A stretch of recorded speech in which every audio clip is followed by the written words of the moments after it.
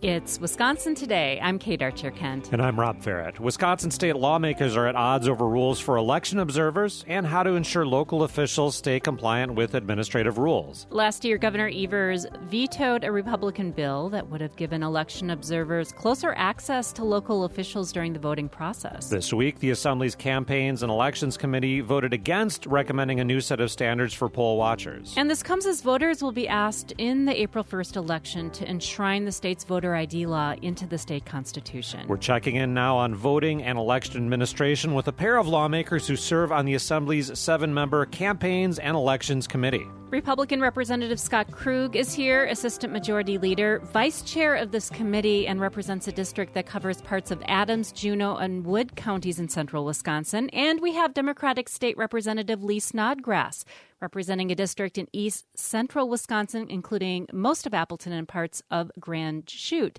Welcome to you both. Thank you so much. Thanks. I appreciate it. Representative Krug, let's start with you. Can you get us on the same page here as to where we are now with current rules for election observers in Wisconsin, and how are these rules enforced? Yeah, so right now what the overall goal of lawmakers is to try to standardize rules across municipalities. Having 1,800 plus municipalities run local elections, it's hard to have one set standard unless we find a way to get that done. So that's where we're sitting right now, is trying to standardize rules either through the rulemaking process, or I think one of the stronger ways to do it is actually through state statute. So we actually have both sides of the equation represented in this discussion. Observers, we talked about it last session, like you mentioned, had a bill that came up to change the distance for observers. We're not looking to do things like that this time around. We just want to make sure that everybody understands a standard that can be acceptable across the board, and that we use it in every municipality in the state of Wisconsin. And Representative Snodgrass, what kind of work is going into trying to establish new rules for election observers? What has this process been like? Well, I actually think I'm glad to hear my colleagues say that this clarifies what election observers, what their rights are. And frankly, it also clarifies what, chief clerks can do if somebody is disruptive. I think that where we differ is that I am really satisfied with the report that the Wisconsin Elections Commission's put out. This rule was written in a bipartisan fashion. One of them who wrote it was a Voss appointee. The other is a Democratic appointee. And they did it in a very transparent process, a very long process where they involved many stakeholders from both types of opinions, both for and against certain things. And, I feel the rule is very clear, and that is the purpose. We ask administrations, commissions to develop rules that clarify things so that things can be more easily referred to and enforced, and they did just that. And I don't really see why we're not adopting the rule. I feel that we're using political games to sort of send this back into a process, which we've seen before with other issues. It's an ad nauseum loop. And Representative Krug, why did ultimately the Assembly Committee on Campaigns and Elections vote against recommending these new proposed standards through the rules package? Yeah, there's two actual real good reasons why we did this. The first reason I think we heard during the hearing on the rules package. So we wanted to also have a standard in place that if a municipality or their chief election inspector wasn't following the standards that were put in place, that there would be some sort of a recourse for the observer, either in state law or an administrative rule, that just didn't exist. And that's something that we need to visit in this package that we're going to take up legislatively through a bill that can become state law that'll enforce it even more. Secondly, I think even bigger, we see right now that the state Supreme Court is having a case in front of them right now that deals with JCRAR, the Joint Committee on Rule Review, and what their authority might be for objecting to rules. So to say this is a political process, objecting to an administrative rule in committee takes that out of the equation between the state Supreme Court and JCRAR. The rules can actually be adopted into law without having to go through JCRAR, where the concern has typically been indefinite objections to rules and letting them sit on the shelf without implementing them. So I think the faster way through is to exercise the goodwill that we've established on this committee and actually write a bill that reflects 90% of what WEC had put forth in this package, but also addresses the other 10% of making sure that there's some recourse for observers if something doesn't happen, and coming up to a bipartisan solution that the governor can sign into law.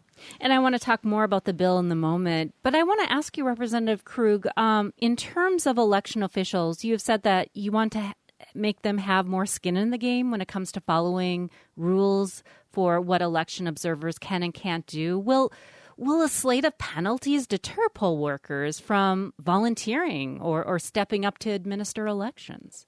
Yeah, it's not even so much penalties. It's just to have a process of recourse put into place for an observer to say, hey, I don't like what's going on here. Here's my next step. And that doesn't mean that we're going to, start throwing misdemeanors around to poll workers or to chief election inspectors or municipalities. What we're saying is we just want a standards put into place to say, okay, this is the step you need to take, observer. If you feel that your rights are not being allowed to be exercised, this is where you need to take that to, whether it's going to be a local DA to have to come investigate or it's going to be an election judge of some sort that can be appointed. We don't know that mechanism quite yet, but nobody's talking penalties. We just want to have steps in place that an observer can say, hey, this isn't happening the way state law says. This is what I need to do next. We are talking. Oh, sure. Go ahead. Mm-hmm. I would just say that is exactly what the rule that was presented by WEC did. It did put that mechanism into place of here's the recourse and here's what to do and here's the process. So I love the work that we're doing in this committee. Representative Krug and I have worked extremely well together, even when we differ on issues.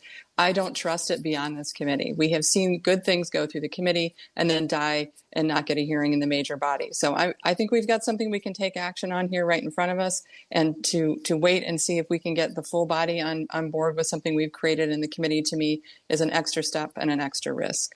That is Democratic State Representative Lee Snodgrass of Appleton with us, and we have Republican Assistant Majority Leader Scott Krug, who serves on the Assembly Committee on Campaigns and Elections, as we talk about election observers and voting administration in Wisconsin. And I'm wondering, Representative Snodgrass, is there any thing in this committee looking into rules related to election observers who observe absentee voting at residential care facilities or at nursing homes? That's been something that we've also discussed. Certainly in the hearing, it came up. There are issues of privacy. There are people in residential care facilities who cannot leave their room. And to have an observer go into that private space of somebody really is a violation of privacy. So we want to make sure that whatever is put forward is very cognizant of the fact that, not everybody can go to a main area in the facility that they live in. Some people are really restricted to those bedrooms, those private spaces, and having an observer there feels quite like a violation of privacy. Representative Krug, would you like to respond to that? I think she's right. That's one of the things that, as we were going through the process of hearing this rule package, that even my Republican colleagues and I are having sidebars on as folks came to testify saying they wanted to demand more access to that individual's bedroom, that even my Republican colleagues on the committee and I were chatting as we could, listening at the same time, of course, but looking at each other saying, yeah, we don't do that if I take my absentee ballot to my house and sit in my kitchen. I don't have an observer. So we're not going to take it into this rules package to say, hey, we're going to force that interaction to become even more intrusive. But at the same time, there are bills that'll be floating around this session through the committee that'll address the process and the standards and determinations of incompetency and all these other things that go into voting with a special voting deputy. And, we talked about those issues last session, and we'll dive into them again this session. And so with the bill you're working on, the legislation you're working on with standards for election observers, are you confident it could get across the finish line? I don't see why not. I mean, this is one of those prime examples of exactly what we did last session, where we would hear a bill, understand that there's some things in there we don't agree on, try to work through those issues and get a bill in front of us the entire committee can get to the floor. And I think it's even more important for us to recognize that our work as legislators to get a bill to the floor is going to be a lot easier than shipping it off to another committee who can just sit on it for as long as they want. So to get more buy-in, it creates more conversation between both parties to try to come to an agreement, understanding that Republicans in the legislature are going to need the Democrat governor to sign on to whatever we send to him. So we started seeing that a little bit last session, where we actually got some election bills signed into law. You are both participating in a roundtable discussion in Milwaukee on Monday with the group All Voting is Local. Representative Snodgrass, why is having these kinds of across-the-aisle conversations important? Well, I think, unfortunately or unfortunately, Scott and I have set a standard of being able to have deep dialogue on things we may disagree on and to do it respectfully. We've kind of laughed that we've both gotten some local and national accolades for this type of work, when really this should be the standard. It should be the standard that you work in good faith with one another, even when you disagree, and you focus on those areas where you can agree. So I'm hoping that we can continue to model. I mean, we obviously both disagree on whether or not this constitutional amendment should be on the ballot this April. And I think we're going to have another really good discussion about the various perspectives on that. And I think it's important for the people in the state to see those discussions and hear those.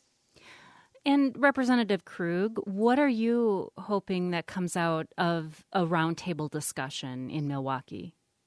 Yeah, my favorite part of, having volunteered to get into this election realm last session was trying to figure out different perspectives from different people across different parts of the state. And, we have to recognize that we are not always experts on everything, so we need to get out and hear exactly what people are thinking in different communities. And, Sam Liebert and I connected last session just on that same topic of being open, being bipartisan, being able to listen.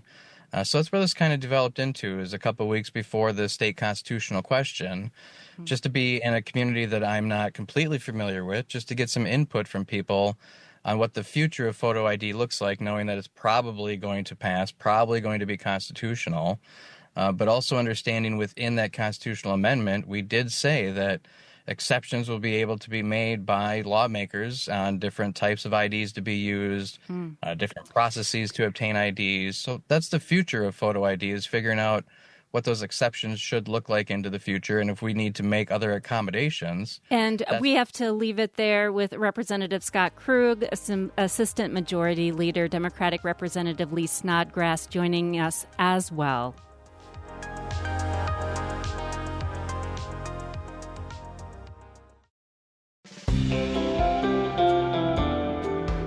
Coming up, a Wisconsin researcher interviewed tween girls about their social media experiences. She tells us what she learned. Care so much about privacy, but they're also balancing that with this call to be visible. That's coming up here on WPR News.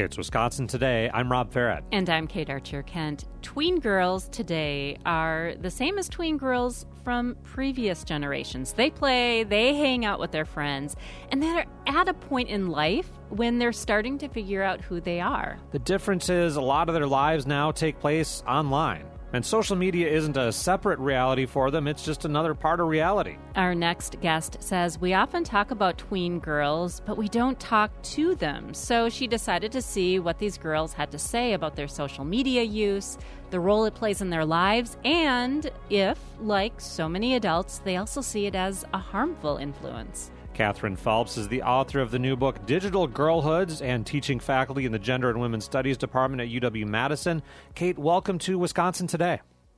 Thank you so much for having me. This is a delight. There's a lot of talk, as you talk about in your book, in the media about young girls, the tween girls, and how they interact with social media. A lot of talk about them. Yes. You did something a little different. You went and talked to them. I did. Why was that such an important part of your research? Well, and I think rightfully so.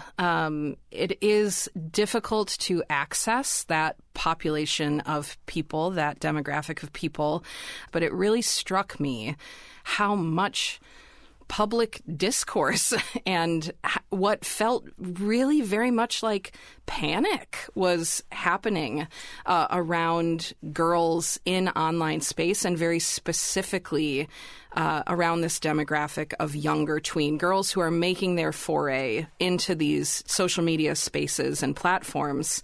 And I felt that the narrative that we were painting on the part of adults was perhaps not very nuanced. It was a little too simplistic, and I just was like, I need to talk to this group of humans and find out what they think about social media. So I had to be very intentional and careful about the kinds of questions I was crafting in interviews.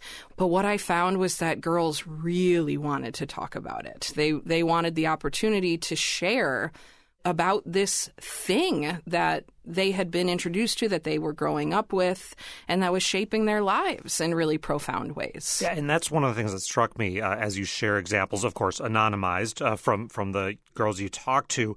I think sometimes in the popular press and culture, we think of kids just sort of blundering into this online world thoughtlessly. They really do think a lot about what they see and what they share online, don't they? They do. They are strategic, savvy social media users. And I was so privileged to get the opportunity to speak with many of them, certainly. And it's not a massive study in that way. I talked to 26 tween girls between the ages of 10 and 13. But what I found was, over the course of doing these interviews, this saturation point where I'm hearing a lot of shared themes. They care so much about privacy, but they're also balancing that with this call to be visible and wanting to represent themselves.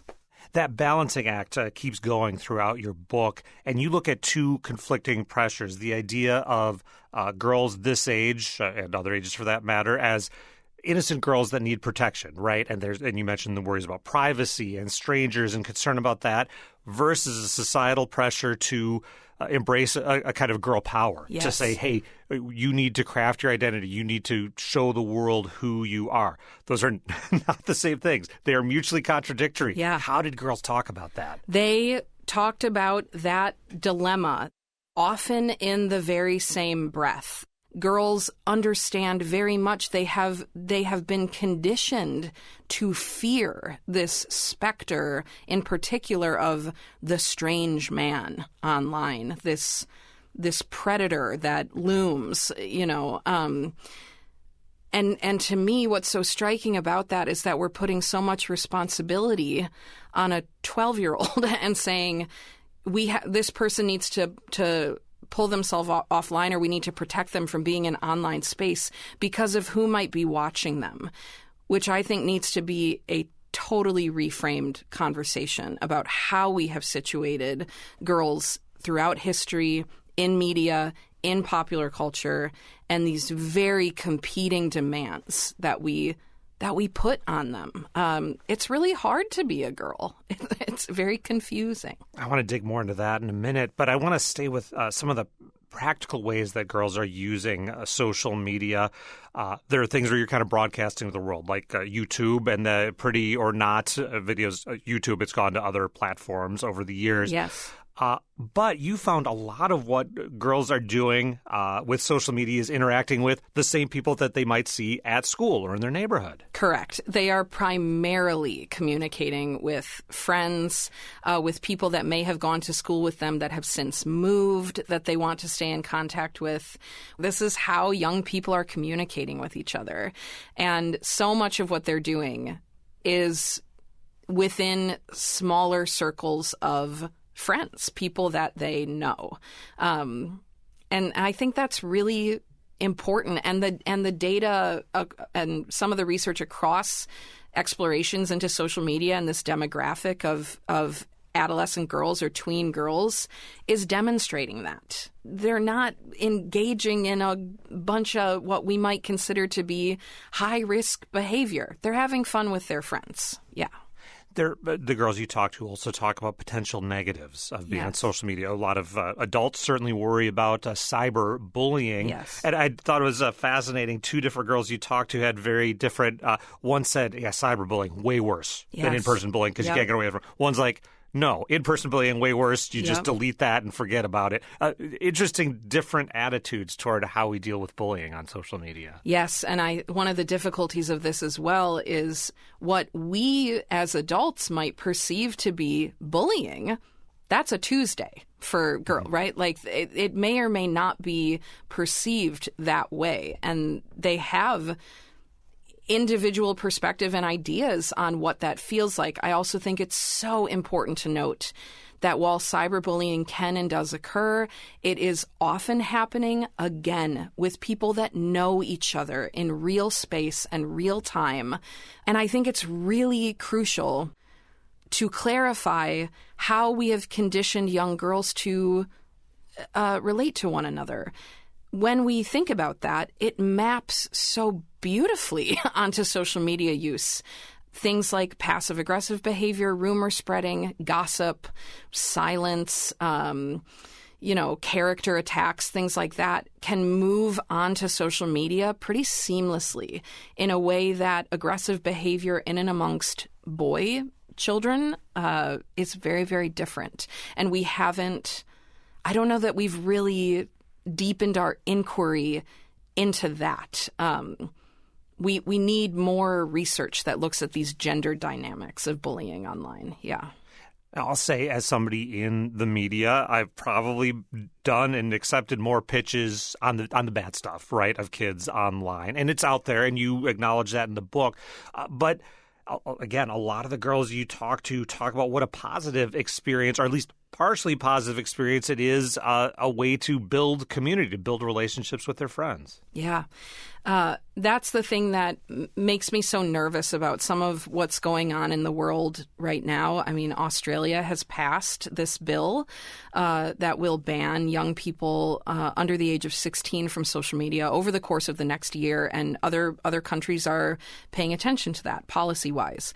Do not mistake me. I think we need very clear, open dialogue and discussion with our young people about what social media means to them, how they use it, why they use it. I think there are so many important opportunities and possibilities that come with being able to self-represent. That's something that's so striking to me, is we worry about girls in public space. We worry about who might be looking at them.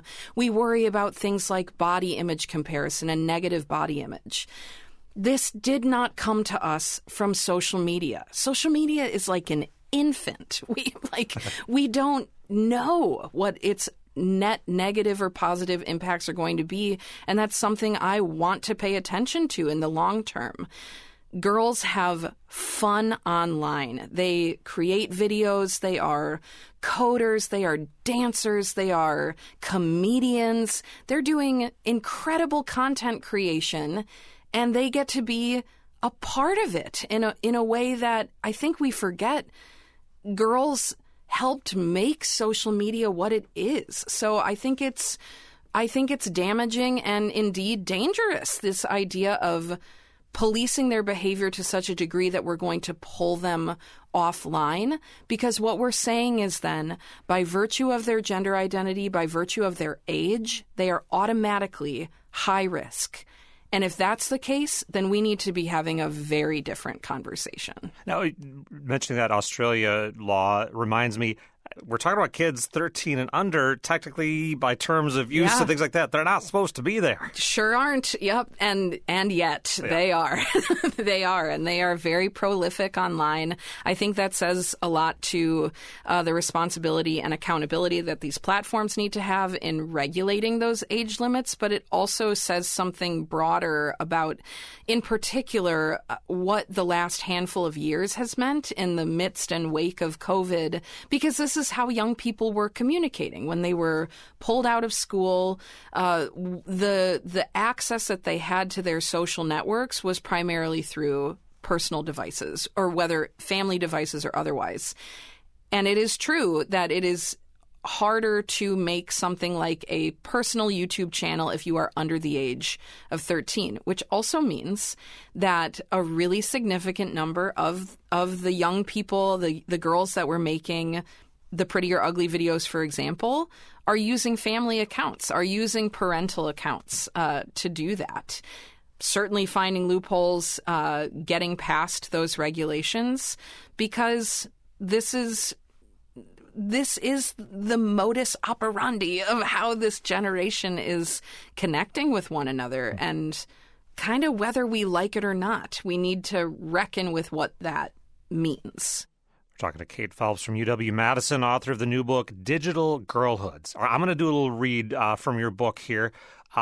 Popular culture and mass media tell girls to be confident, but not too confident, be vulnerable, but do not show too much of yourself online, be authentic, but only in appropriately self-effacing ways, be pretty, but not vain, be thin, but not too thin, but certainly not fat, be smart, but not too smart, be active, but do not bypass the boys, be a leader, but in a suitably feminine way, be sexy, but not slutty. Okay, if I took the word online out there, I bet that would sound very familiar to women of a number of generations before social media ever came around. Yes, absolutely. I think this is not new. Me naming these paradoxes, this set of contradictions that not only girls of a variety of identities and embodiments are experiencing, but this is something that is experienced across the life course for people that identify as female and feminine. And these sets of contradictions are something that have colored the experiences of women and girls in particular for a very long time, especially as women and girls have gained seemingly more political power. I think ideologically we're very on board with this girl power idea. But it's something that we're selling, and we're selling individual empowerment, in particular through consumption. We do that through very recognizable brands, and girls are drawn to that. And then we turn right around and we say, wait a minute, this interest in makeup is so vapid, is so shallow. But what? We're laying that bare for girls. We are selling it to them. And then we turn around and disdain that interest primarily because we've associated it with femininity. I think this sort of reclamation of femininity and what girls are doing online and how they are performing girlhoods is so powerful. There's agency there. There's disruption. There's the creation of new narratives and counter narratives that cuts through some of this, because girls know, they recognize this endless, seemingly endless series of contradictions about who they're supposed to be and how. And the ability to represent themselves on these platforms demonstrate their interests, their depth, their value, what they find meaningful. I think there's a lot to pay attention to. If we're interested in who girls are and what they're doing, they're telling us. We just have to value it enough to look at it. Looking at it from a grown-up perspective now, in a lot of ways, the arguments we're having about social media are, like you say, the things we were talking about before social media. I and a lot of people were parents in an age where our kids were hitting social media, and I couldn't look back and say, well, when I was a kid on social media, because there wasn't social media when I was a kid, it feels really dramatically different. How do you split that? How do you maybe bring those two generations together?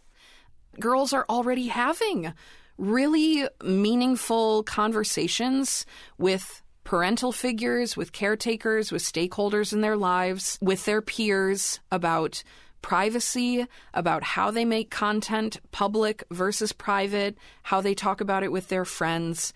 I think we need to give them more credit, and that is a very noticeable pattern of, I catch myself doing it too, of well, it wasn't like this when I was a kid. That is a tale as old as time, right? And some of the moral panic behind it. This idea that social media is the Wild West in this totally unregulated space. I think we need to give girls more credit, but also open ourselves up to what girls have to say. I think about one of my interviews, several of them spoke to ideas around this, but a 12-year-old black girl named Jessie, who really stands out in my mind, had so much energy around this idea of creating a YouTube channel for dance and for doing choreography. She had a conversation with her mother about what that would look like and had a whole plan, because she knew that in order to be recognized for this skill, she had to utilize an online platform. She knew that. And she's absolutely right.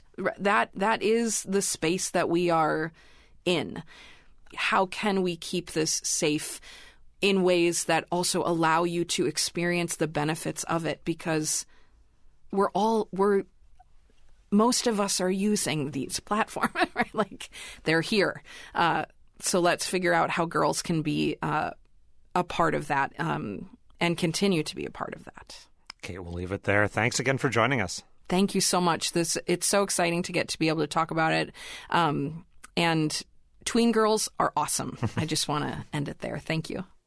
Catherine Phelps is the author of the new book, Digital Girlhoods, and a lecturer in the Gender and Women's Studies Department at UW-Madison. Her book analyzes conversations she had with preteen girls about how they use social media and the role it plays in their lives. If you're a parent or a kid, have you had conversations in your family about how you use or shouldn't use social media? Tell us about it. Email wisconsintoday@wpr.org. Again, that's wisconsintoday@wpr.org.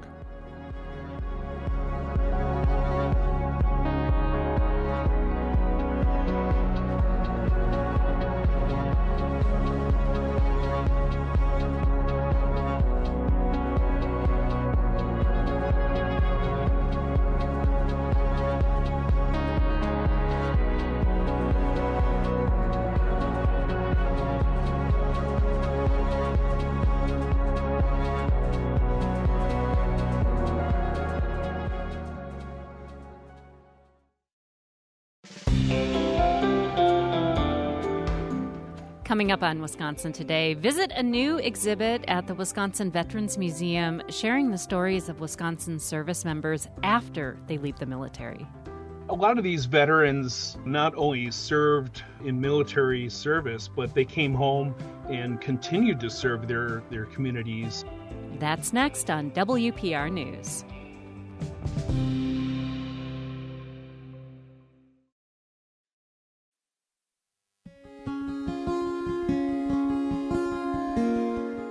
It's Wisconsin Today. I'm Kate Archer-Kent. And I'm Rob Farrett. Now it's time for Wisconsin Life. Here's producer Sarah Hopeful with a tribute to a tree. A white pine in northern Wisconsin stood for more than 150 years before it met its ultimate fate. Writer Ron Weber of Weyerhaeuser reflects on the tree's resilience and how its legacy is being preserved for years to come. About the time the Civil War was ending, a white pine seed landed in mineral soil and took root in the Oxbow area of the Flambeau River near Winter. Unlike most of its brethren, it was lucky enough to survive those fierce early years of establishment, and after a decade stood nearly 5 feet tall. Over the next several decades, it saw others succumb to drought, blister rust, tip weevils, and even a white-tailed buck venting his aggression one October day. As the U.S. prepared to enter the war to end all wars, the pine, now a slim 50-year-old, was helping fill the void left after the logging era of the late 1800s. As time passed, it continued to send its leader skyward, and like many older beings, started to add girth to its trunk. By the end of the next World War, the 80-year-old pine had secured its place in the canopy with the other survivors of its generation. As the tree celebrated its 100th birthday, the U.S. wrestled with a variety of social issues, another war, and the reminder that the future of our environment may be too high a price to pay for progress. The pine stood steadfast as a fierce wind blew through on July 4th, 1977, changing the face of the forest in a swath of northern Wisconsin. For over 150 years, the pine had survived winds, droughts, disease, and insects. But like for all things, there is a season. The end for the big pine came when a trail improvement project was being completed. Though no one wanted to see the tree cut, it was deemed necessary for safety reasons, as the upper portion of the tree had been weakened by decay, and there was a risk of it breaking. Once cut, 3 12-foot logs from the pine were brought to a local sawmill. There they were sawed and dried into 3-inch thick slabs. These would be used to construct the countertop for the service counter, a coffee table, and benches for the shower facility of the Flambeau River State Forest headquarters. As work started building the countertop, the tree, which in life was shaped by natural forces and circumstance, would now be shaped by humans into a curved 20-foot-long countertop. With care and precision, measuring twice and cutting once, workers fashioned the pieces into the correct lengths, complete with mitered ends as needed. Each piece was sanded smooth and the edges rounded. The pieces were then fit together with additional sanding required to get the mitered joints tightly fit. Once all the pieces were joined, next stood the daunting task of lifting the countertop in one piece and placing it on the base. 6 staff members arranged themselves around the countertop, and like pallbearers at a funeral, carefully lifted and set it onto its final resting place. With meticulous care, a thick epoxy finish was applied and air bubbles removed. The end result is a lasting thing of beauty, a real testament to nature, human know-how, and as Leopold wrote, the unity of the hodgepodge of events called history. Most eulogies are written or spoken. The eulogy for this 150-year-old white pine is preserved there in the countertop for all visitors to see. Maybe they will even take the time to count the rings evident on the end of the countertop and be reminded that throughout history, when humans work thoughtfully with nature, they can accomplish beautiful things.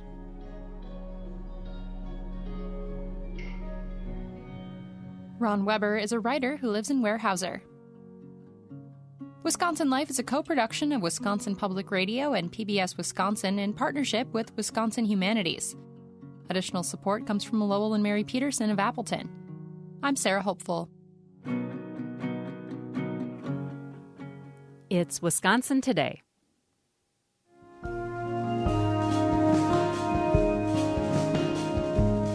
An exhibit opening today at the Wisconsin Veterans Museum shares the stories of veterans after they left the military. The exhibit is called Traditions, Stories of Service to Country and Community, and it runs through June 6th. It highlights stories of Wisconsinites who served in the military from the Civil War to present day. David Zine is one of the service members featured in the exhibit. Zine's a Vietnam veteran who served in the Marine Corps from 1968 to 1970. He later became a Wisconsin state senator. Zine told the Wisconsin Veterans Museum in 2006 that after leaving the military, he became a post-traumatic stress disorder counselor with the Department of Veterans Affairs. How did I work through it? Self-disclosure, all the psychology you read and everything else, being open about it. And I got a couple friends who are Vietnam vets. As you know, Vietnam vets can talk to Vietnam vets a lot better. Yes. Easier, as you are. I don't usually disclose as much.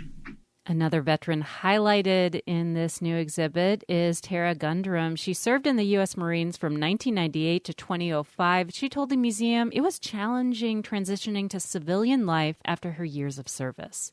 It was hard because I felt like all the time that I had spent was kind of, it wasn't wasted. And I knew that it wasn't wasted, but on paper it's wasted. It means nothing without a degree. And so it's like, in some aspect, you felt like you had to start over to achieve something that you didn't realize, like, you didn't necessarily feel that you need. Like, why do I need a degree to do what I know how to do? Greg Krieger joins us now. He's curator of exhibits at the Wisconsin Veterans Museum. Greg, welcome to Wisconsin Today. Thank you.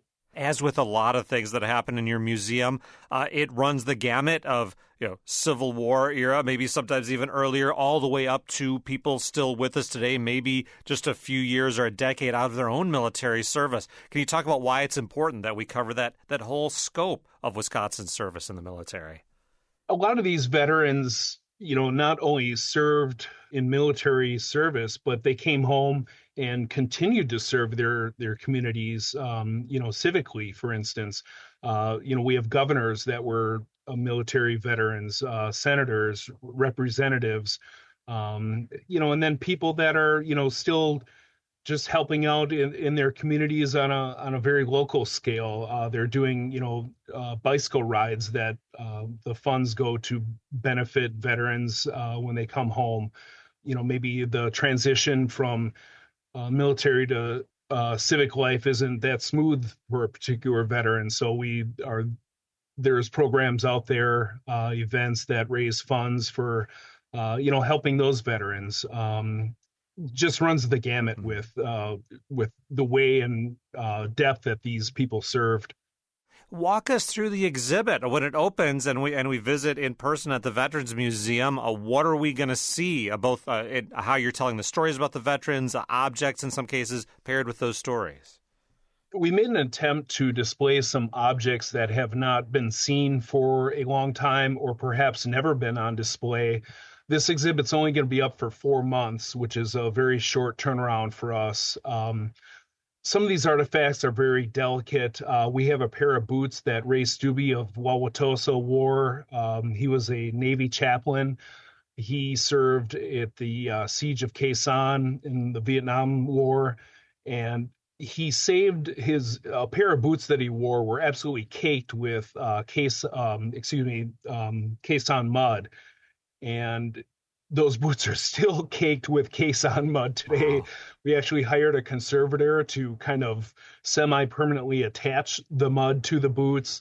But as you can imagine, that's a very delicate piece. And those boots are on display. We have a vest that Lucius Fairchild wore when he lost his arm at the Battle of Gettysburg. And a surgeon, had to cut his sleeve off to amputate his arm. Well, we have that vest on display. As you can imagine, it's over 150 years old now. Very delicate piece. There's a flag that a gentleman brought home from the Middle East, state flag, Wisconsin state flag, and he flew it every time they stopped his Bradley fighting vehicle. And the flag was encrusted with, Middle Eastern dust, let's say.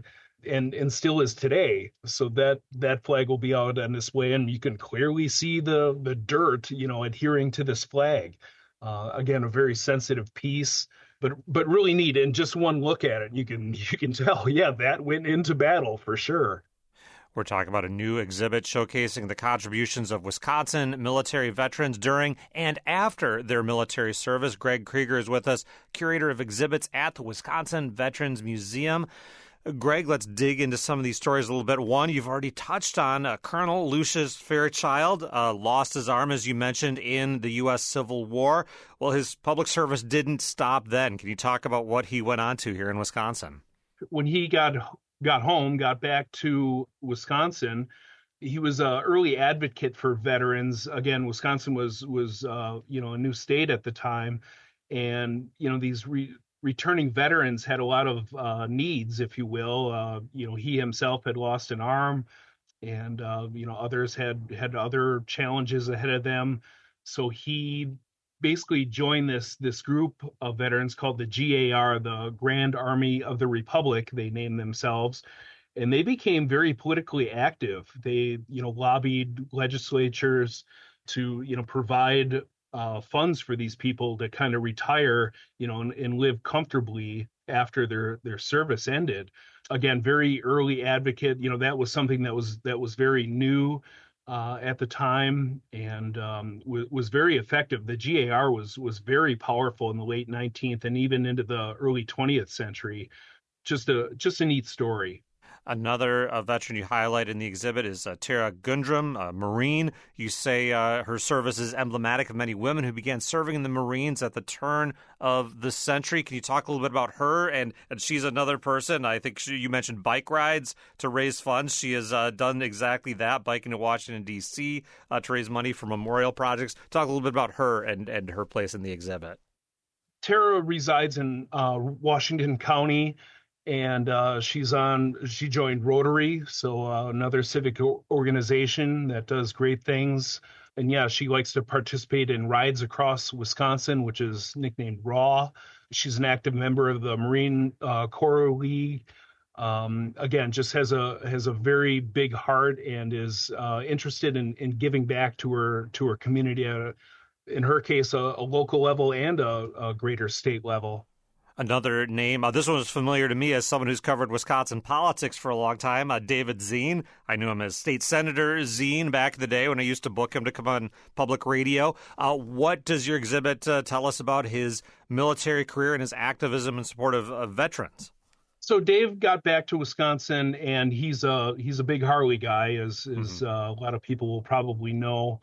He rode around the country, just trying to raise awareness, basically, about veterans, and then coinciding like motorcycles right or motorcyclists right.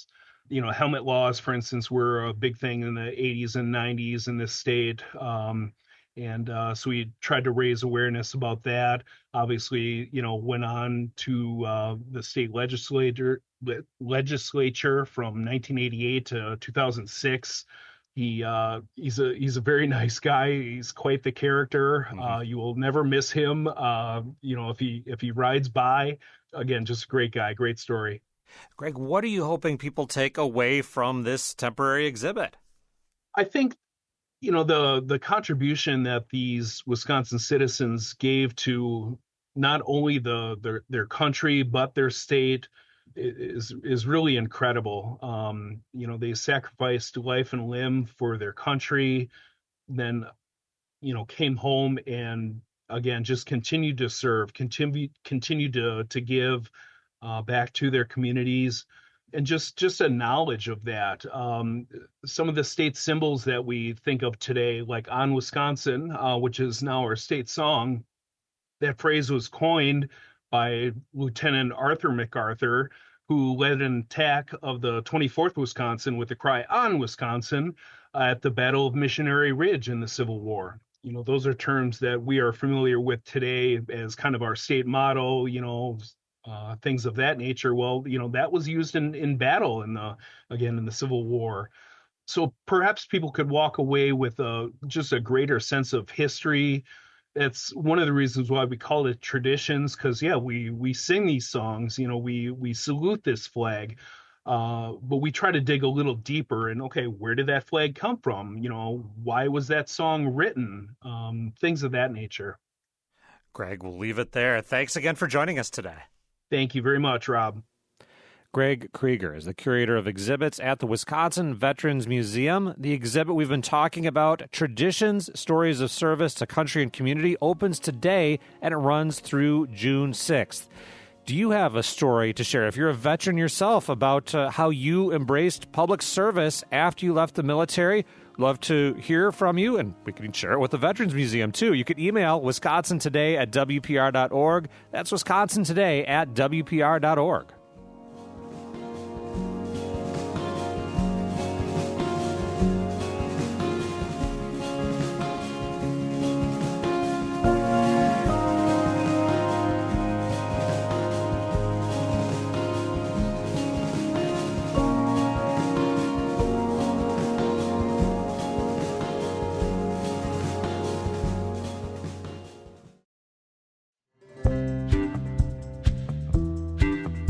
Coming up Tuesday on the show, we'll meet the head of a Milwaukee mascot company that created the Brewers' famous racing sausages. And that is bratwurst, Polish, Italian, hot dog, and chorizo, who race ahead of the 7th inning. They'll topple over, they'll trip, and it's just kind of a fun, engaging part of the baseball experience. And we want to know, what are your favorite team mascots? Have you ever been a mascot? What was it like wearing the suit and interacting with fans? Do you have memories you'd like to share about the Brewers racing sausages, or how about posing with Bucky Badger? Drop us a line, send us a text at 888-642-0232, or email your mascot story to wisconsintoday@wpr.org. That's wisconsintoday@wpr.org. And thanks for being part of Wisconsin Today.